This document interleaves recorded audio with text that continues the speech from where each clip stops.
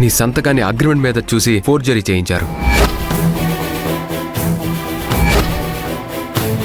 అది సాక్ష్యంగా చూపించే ఆస్తి వాళ్లదే అని చెప్పి కోర్టు ద్వారా మనం ఇల్లు ఖాళీ చేయాలని నోటీస్ పంపించారు. సంతకం నీది కానప్పుడు, ఇంట్లో వాళ్ళెవరూ సంతకం పెట్టనప్పుడు ఆ ఇల్లు వాళ్ళదెలా అవుతుందక్క? సొంతం చేసుకున్నామని ఆనందపడుతున్నారా అంతే. మన ఇంటిని మళ్ళీ ఎలా స్వాధీనం చేసుకోవాలో నాకు తెలుసు. నువ్వేం బాధపడకు. అవునదినా, ఇంటి విషయం మేమిద్దరం చూసుకుంటాం. ఇంట్లో వాళ్ళకి మాకు మీరే ధైర్యం. మీరే ఇలా డీలా పడిపోతే ఎలా చెప్పండి? పరిస్థితులు చూస్తుంటే నాకేం చేయాలో అర్థం కావట్లేదు భూమి. ఏ పరిస్థితి అయినా మీకు 2 తమ్ముళ్ళున్నారు. అంతకంటే మీకు ఏ బలం కావాలొదినా? మీకంటే అదృష్టవంతురాలు ఎవ్వరూ లేరు. అది మీ తమ్ముళ్ళే నిరూపిస్తారు. అప్పటి వరకు ధైర్యంగా ఉండండి.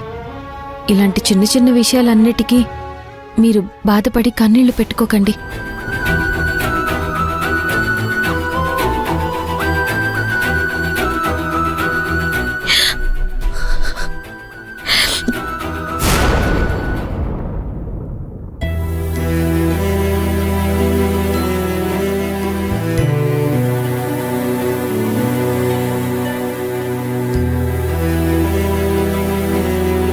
Hi Raghava, how are you feeling now?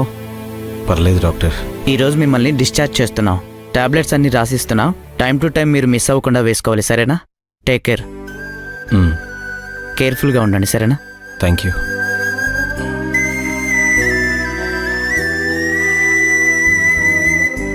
మావయ్య, అన్నయ్య ఎలా ఉన్నారు? బాగున్నాడు. డాక్టర్ కూడా చెక్ చేస్తున్నారు.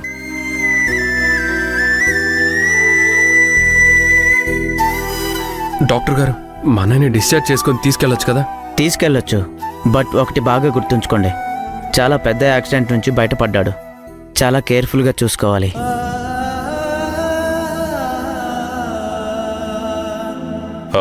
తన అన్నంటే తనకి ప్రాణం డాక్టర్ గారు. మా అల్లుడి గారికి మళ్ళీ చెప్పాల్సిన అవసరం లేదు. వీళ్ళందరూ చాలా జాగ్రత్తగానే చూసుకుంటారు. జాగ్రత్తగా చూసుకోరని కాదండి, చెప్పాల్సిన బాధ్యత మాకుంది కాబట్టి చెప్తున్నాను. మీకు ఆల్రెడీ చెప్పాను, శారీరకంగా మాత్రమే బెటర్ అయ్యారు. మెంటల్గా కోలుకోవడానికి కొంచెం టైం పడుతుంది. సో ఎట్టి పరిస్థితుల్లోనూ షాక్కి గురయ్యే విషయాలు కానీ, ఇబ్బంది కలిగించే విషయాలు కానీ అతని కళ్ళ ముందు జరగకుండా చూసుకోండి. అటువంటి విషయాలు కనీసం అతని దృష్టికి రాకుండా చూసుకోండి. అలాగే డాక్టర్ గారు.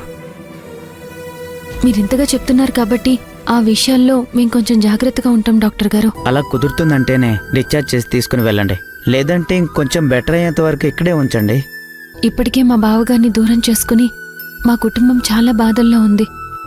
ఇంతమంది ఉన్నాం. మా బావగారిని మేము జాగ్రత్తగా చూసుకుంటాం. సరే అమ్మా. హరిప్రసాద్ గారు, డిశ్చార్జ్ చేసి తీసుకెళ్ళండి.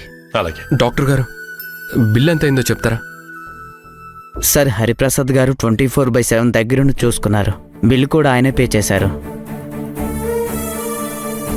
రా భూమి.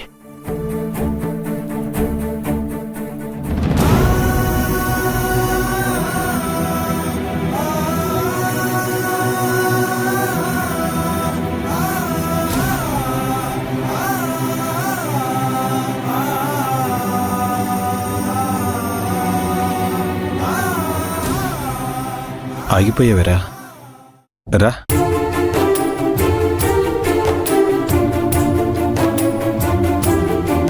ఈ అన్నయ్య దగ్గర నీకు మొహం అటువంటి? అన్నయ్య, నా కోసం మీరు ఎంత చేశారా? ఎంత కంగారు పడ్డారు, ఎంతగా బాధపడ్డారు అన్నీ నాకు తెలిసాయి.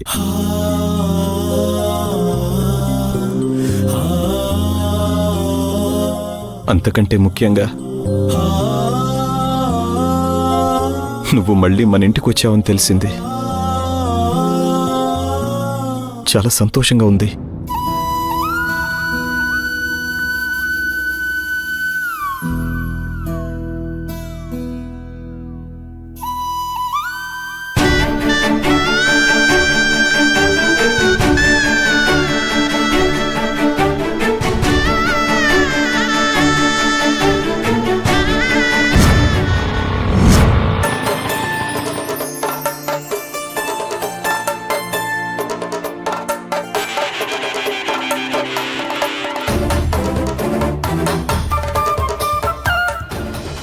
బావగారు ఒక్క నిమిషం ఉండండి, నేను వెళ్ళి దిష్టి నీళ్ళు తీసుకొస్తాను. ఇదేంట్రా మన ఇంటికి తీసుకెళ్లకుండా ఇక్కడికి తీసుకొచ్చావేంటి? అత్తయ్య అత్తయ్య, బావగారు వచ్చారు అత్తయ్య. అవునా, పదమ్మా వెళ్దాం. అత్తయ్య అత్తయ్య ఆగండి, మీరందరూ ఒకటి గుర్తుపెట్టుకోండి.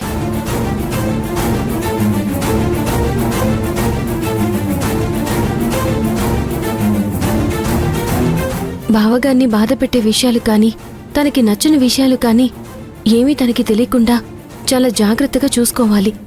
ఆయన ఎక్కువ ఒత్తిడికి గురయ్యారంటే మళ్ళీ కోమాలోకి వెళ్లే ప్రమాదం ఉందని డాక్టర్ గారు చెప్పారు.